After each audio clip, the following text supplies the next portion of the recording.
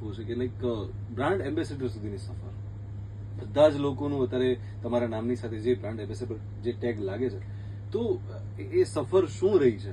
એની શરૂઆત, એના બીજ રોપણ ક્યારે થયા અને કેટલા લોકો જોડાયા? કારણ કે કોઈ પણ ભગીરથ કાર્ય કરીએ ને ત્યારે લોકો બહુ ઓછા જોડાતા હોય છે, પછી કાફલો બનતો હોય છે.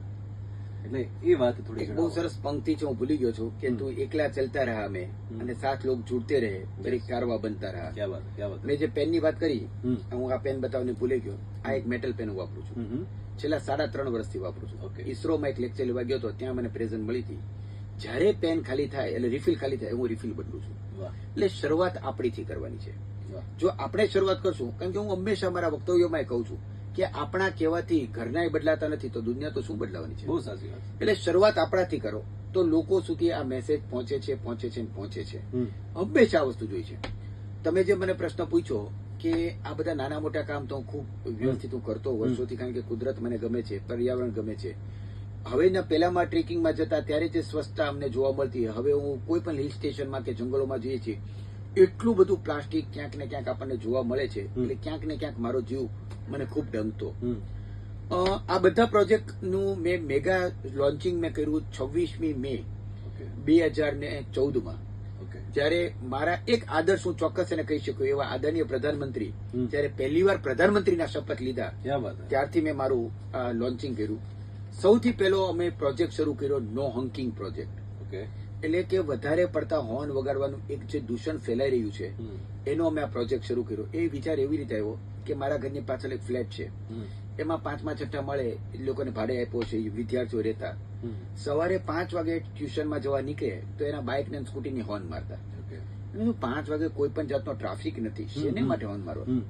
હવે જયારે હું વાત કરું છું ત્યારે તમને લોકોને પણ એવો વિચાર આવશે કે સારું અમે સિગ્નલ ઉપર ઉભા હતા, સામે રેડ સિગ્નલ છે તો એ કેટલા લોકો હોર્ન વગાડે છે.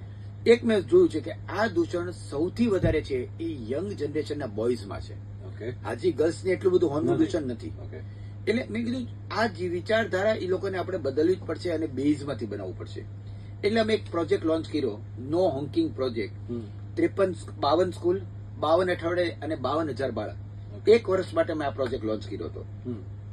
વ્યક્તિ હતું કે 52 સ્કૂલ, 52 અઠવાડિયા, એટલે દર શુક્રવારે અમે આ પ્રોજેક્ટ કરતા. જે સ્કૂલ છે એની નજીકનો જે 4 રસ્તા છે ત્યાં અમે 50 બેનર્સ મોટા સરસ બનાવ્યા. આગલે દિવસે જઈ અને હું ત્યાં લેક્ચર લઉં, બાળકોને હું હોંકિંગ વિશે સમજાવું. અને બીજા દિવસે સવારની સ્કૂલ હોય તો 9 થી 10, બપોરની સ્કૂલ હોય તો 4 થી 5. ઈ અમે ત્યાં આગળ જે 4 રસ્તા છે ત્યાં જઈને ઉભા રહેતા અને એમાં હોર્ન વિશેના બધા સૂત્રોચ્ચાર જ લખેલા હોય, બીજું કશું કઈ જ બોલવાનું નહીં. લોકો આવી અને વાંચે. અમે લીફલેટ છપાવ્યા અને દરેક લોકોને અમે આપતા. ત્યારે જ્યાં ક્રોસિંગ આગળ ઉભું રહે એટલે અમે આપતા. એટલે મેં જોયું કે લીફલેટ છે એ લોકો વાંચ્યા પેલા આમ થ્રો કરી દેતા, આ તે કરતા. એટલે મેં તો આમાં કઈક વિચાર કરવો પડશે. એટલે કે નવો વિચાર મેં કર્યો કે એ લીફલેટને ડૂચો વાળી દીધો. ડૂચો એટલે આપણે કેમ ડસ્ટબિનમાં ફાંકતા, એટલે ડૂચો વાળી અને લોકોને આપ્યો. એટલે લોકોની ક્યુરિયોસિટી વધી કે આ ડૂચો શું આપ્યો. એટલે બધા ખોલીને વાંચવા માંડ્યા. એટલે પહેલા અમે કેમ્પેનિંગને 1 કલાક દરમિયાન 1000 લીફલેટ વેચતા અને નીચે અમને 300 મળતા. એની બદલે હવે લીફલેટ આ જયારે ડૂચો વાળીને આપવા માંડ્યા એટલે ઈ લીફલેટ લોકો લઈ જતા અને 10 કે 15 જ અમને નીચેથી મળતા. એક જણ વાંચે, બીજા 4 ને વંચાવે. પણ આ પ્રોજેક્ટને એટલી બધી સક્સેસ મળી કે ઈ પ્રોજેક્ટ અમે જે 52 વીક માટે વિચાર્યો હતો ઈ પછી 153 વીક એક ધારો ચાલ્યો. 153 સ્કૂલો જોડાણી અને મોર ધેન 1.5 લાખ વિદ્યાર્થીઓ આમાં જોડાણા. અને આ પ્રોજેક્ટ પછી તો ધીમે ધીમે ગાંધીધામ, ગાંધીનગર, રાજકોટ, સુરત, બોમ્બે, કેટલા બધા સિટીમાં એ લોકોએ ભાવનગરથી મારી પાસે બેનર મગાવ્યા અને ત્યાં પ્રોજેક્ટ શરૂ કર્યો. આ સફર ધીમે ધીમે ધીમે ચાલતી ગઈ. પછી પ્લાસ્ટિકના કેમ્પેનિંગ આવ્યા, ઇકોબ્રિક આવ્યો, જે આપણે ભવિષ્યમાં બધી વાત કરશું. 2019માં અહીંયા એક કમિશનર હતા ગાંધી સાહેબ કરીને, એને પર્યાવરણ વિશે ખૂબ જાગૃતતા, એને ખૂબ સારા કામ એના ટેન્શન દરમિયાન અહીંયા કર્યા. એટલે એને જોયું કે આ તેજસ આટલું બધું કામ કરે છે એટલે મને ડોક્ટર તરીકે જ સંબોધતા કે ડોક્ટર આપણે શું કરવું છે.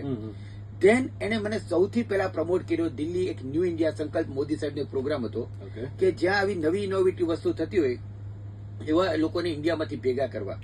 અને આખા ગુજરાતમાંથી અમે 2 લોકો ગયા અને ત્યાં જે પ્રોજેક્ટને એટલી બધી સક્સેસ મળી. Then Bhavnagar corporation has given me a banner of a brand ambassador. વાહ વાહ વાહ, ક્યા બાત હે, ક્યા બાત હે.